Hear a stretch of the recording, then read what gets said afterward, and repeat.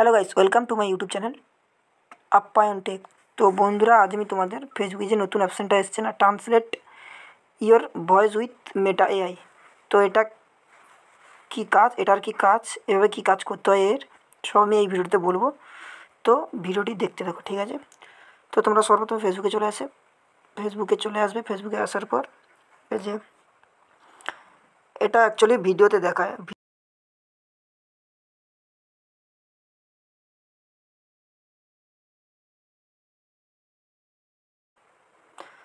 তো নেক্সট করার পর এইখানে অপশানটা শো করবে, ওকে।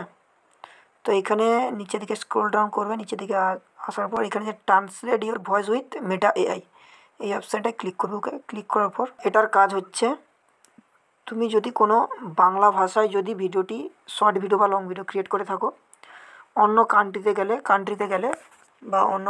ওই বাংলা ভাষায় ভিডিওটি তাদের কান্ট্রি অনুযায়ী ভাষা চেঞ্জ হয়ে যাবে, অটোমেটিক্যালি চেঞ্জ হয়ে যাবে। এই জন্য এই ট্রান্সলেট ভয়েসটা ফেসবুক নিয়ে এসছে, ওকে।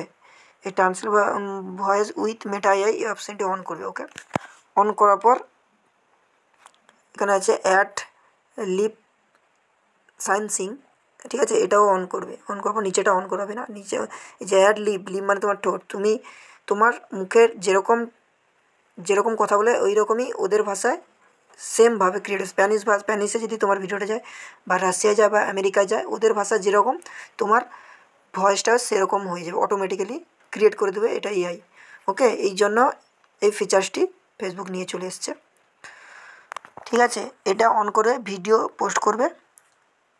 তোমার পোস্ট করলে যখন তোমার কোনো বাইরের কান্ট্রি তোমার ভিডিও ফেসবুক রেকমেন্ড করাবে, তখনই তোমার ভিডিওর ভয়েস অটোমেটিক্যালি চেঞ্জ হয়ে যাবে, তোমার রিচও বাড়বে, ঠিক আছে।